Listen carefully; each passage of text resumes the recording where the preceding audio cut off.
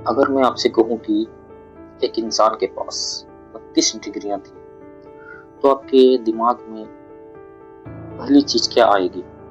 शायद यही कि उन्हें पढ़ने का बहुत शौक था, है ना?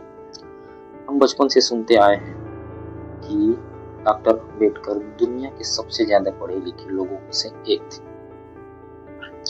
BA, MA, PhD, MSc, DSC, barrister, list खत्म होने का नाम ही नहीं लेती। लेकिन आज इंडिया विजडम लाइब्रेरी में हम एक बहुत अलग सवाल पूछेंगे। क्या यह सिर्फ डिग्रियां थी या फिर एक मास्टर प्लान था?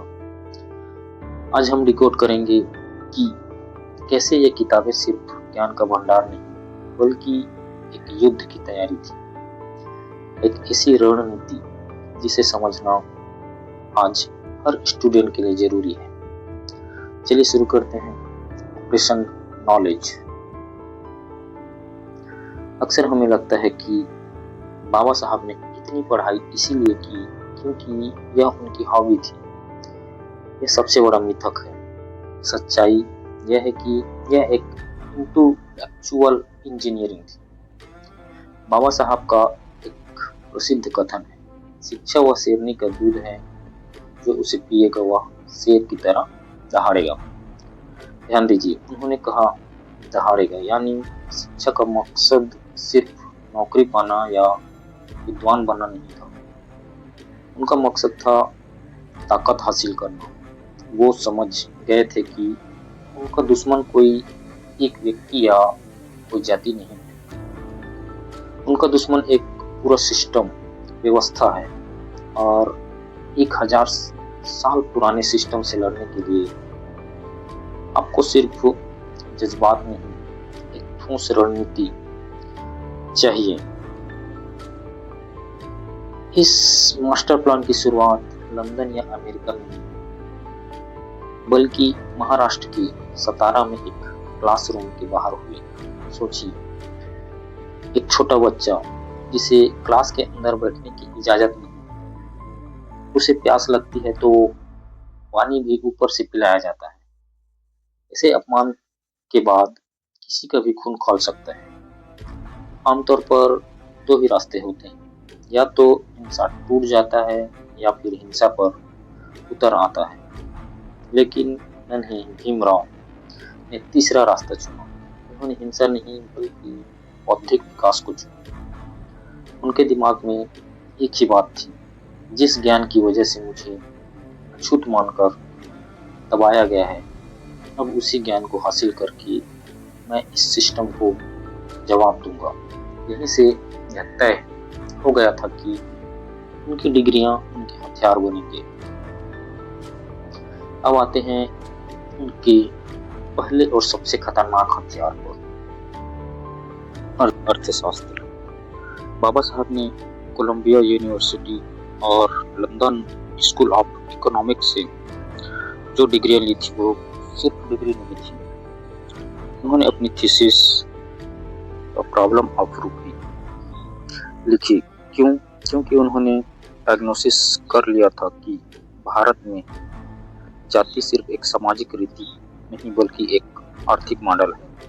यह मॉडल तय करता है कि पैसा किसके पास रहेगा और मजदूरी कौन करेगा। उन्होंने सवाल उठाया, गरीब गरीब क्यों हैं? वो समझ गए थे कि अगर सिस्टम के इंजन को समझना है तो पैसे और संसाधनों के बहाव को समझना होगा। इसलिए अर्थशास्त्र उनका पहला हथियार था, ताकि वो दुश्मन की ताकत का अंदाजा लगा सके। अर्थशास्त्र से उन्होंने बीमारी पकड़ ली, लेकिन अब उसे ठीक करने के लिए सर्जिकल टूल की जरूरत थी। वो टूल था कानून। इसीलिए वो लंदन के प्रतिष्ठित ग्रेज इन गए और बैरिस्टर एट लॉ बने। यह जरूरी क्यों था? क्योंकि वो जानते थे कि आज़ादी के बाद भारत में जो लड़ाई लड़ी जाएगी सड़क पर कम और कोर्ट रूम में ज़्यादा लड़ी जाएगी। उनका मानना था कि हक मांगा नहीं जाता, हक हासिल किया जाता है, और हासिल करने के लिए आपको कानून पता होना चाहिए। बैरिस्टर की डिग्री ने वो पावर दी कि वो कोर्ट में खड़े होकर अंग्रेजों और बड़े बड़े विद्वानों के सामने तर्क कर सके। यह डिग्री उन्हें सिस्टम बदलने का लाइसेंस देती थी। पैसा समझ लिया, नियम समझ लिया, लेकिन एक चीज अब भी बाकी थी, लोगों का दिमाग। जाति और छुआछूत यह कोई कानून नहीं था, यह लोगों के दिमाग का सॉफ्टवेयर था। इसे डिकोड करने के लिए उन्होंने अर्थशास्त्र का गहरा अध्ययन किया। उन्होंने अपना प्रसिद्ध पेपर कास्ट इन इंडिया लिखा। उनकी रणनीति साफ थी, कानून बदलने से पहले समाज की नसों को टटोलना जरूरी है। अगर आप यह नहीं समझेंगे कि लोग भेदभाव क्यों करते हैं, तो आप उसे कभी खत्म नहीं कर पाएंगे। समाजशास्त्री ने उन्हें एक समाज सुधारक की नजर दी। दोस्तों, आखिर में इन सारे हथियार का इस्तेमाल कहाँ हुआ? जब डॉक्टर अम्बेडकर संविधान सभा की ड्राफ्टिंग कमेटी के चेयरमैन बने, तो उन्होंने अपनी सारी डिग्रियां को इस किताब में निचोड़ दिया। भारत का संविधान सिर्फ वकीलों की किताब नहीं, इसमें जो समानता है वो उनके बैरिस्टर वाले दिमाग से आई। इसमें जो आरक्षण और संसाधनों का बंटवारा है वो उनके इकोनॉमिस्ट वाले दिमाग से आया, और इसमें जो सामाजिक न्याय है वो उनके सोशियोलॉजिस्ट वाले दिमाग से आया। यह आधुनिक भारत का ब्लूप्रिंट था, जो उनकी सालों की मेहनत का नतीजा था। तो दोस्तों, डॉक्टर अंबेडकर की कहानी से हमें आज क्या सीख मिलती है? यही कि शिक्षा का मतलब सिर्फ डिग्री लेकर नौकरी करना नहीं, शिक्षा बदलाव का एक हथियार है। उनका मंत्र याद रखिए, शिक्षित बनो, संघर्ष करो और संगठित रहो। अगर आप पढ़ रहे हैं तो सिर्फ अपने लिए नहीं बल्कि अपने समाज को सक्षम बनाने के लिए पढ़िए। अगर आपको यह वीडियो पसंद आया और बाबा साहब की इस रणनीति ने आपको प्रेरित किया तो इस वीडियो को शेयर जरूर करें। यह है इंडिया विजडम लाइब्रेरी, जहाँ हम ज्ञान को गहराई से समझते हैं।